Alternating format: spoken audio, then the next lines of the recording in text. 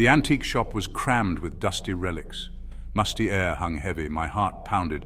I brushed past a chipped porcelain doll. Its painted eyes seemed to follow me. I shivered. Something felt wrong. Deep in the shop, a tarnished silver locket gleamed. Drawn to it, I opened the locket. Inside, a miniature portrait of a girl. She had piercing blue eyes, just like Evelyn. It was an exact match. My blood ran cold.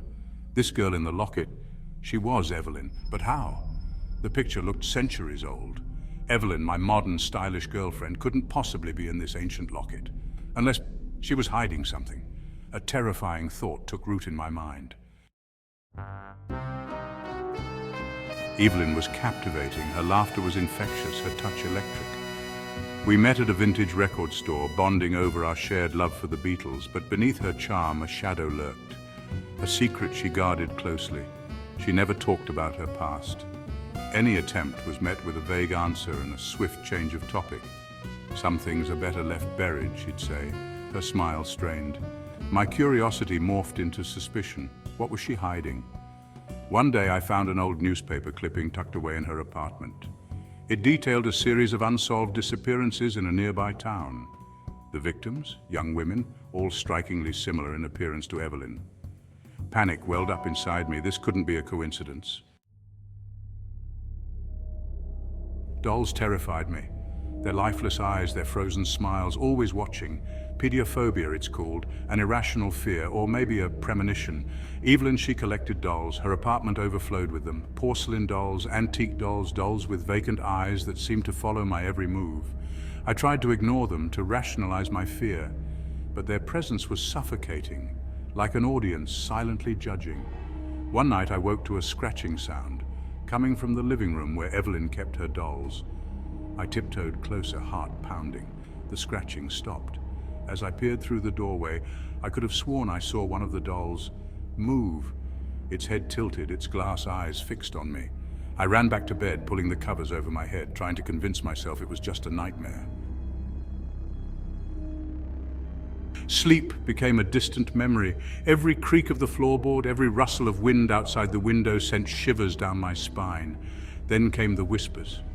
Faint at first, like the wind whistling through trees, but they grew louder, more insistent. Unintelligible murmurs that seemed to seep from the walls themselves. I strained to make out the words, a cold dread gripping my heart. Were they calling my name, or was it Evelyn's? One night I woke with a start.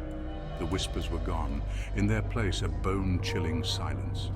I turned to Evelyn's side of the bed, empty. Panic seized me. Where was she? A single thought echoed in the silence. The dolls. I burst into the living room, my breath catching in my throat. The dolls. They were arranged in a circle, their lifeless eyes fixated on the center, and there, bathed in the pale moonlight, stood Evelyn. But something was different. Her eyes, usually sparkling with life, were now cold and vacant. Her skin, once warm and inviting, now had an unnatural pallor. She held a silver locket in her hand, identical to the one I'd found in the antique shop. As she opened it, a low hum filled the air. The dolls' heads turned in unison, their glass eyes gleaming with an eerie light. The whispers returned, louder this time, swirling around Evelyn like a vortex. And then she spoke. But it wasn't her voice. It was a voice ancient and chilling, filled with an unspeakable power. She wouldn't be quiet, the voice rasped, emanating from Evelyn's lips. So we took her voice and her life force, just like we'll take yours. The dolls advanced, their eyes glowing with malevolent intent. I was trapped, paralyzed with fear. Evelyn raised the locket. The humming intensified, morphing into a high-pitched whine. My vision blurred. My body grew heavy. I could feel my life force draining away, pulled towards the locket like a moth to a flame. I closed my eyes, accepting my fate. The last thing I saw was Evelyn's face, frozen in a grotesque mockery of a smile. The locket snapped shut, plunging me into darkness. The whispers echoed in my mind, a chilling reminder of the terrifying truth. Evelyn wasn't who I thought she was, and now I was trapped forever, another soul claimed by the girl in the locket.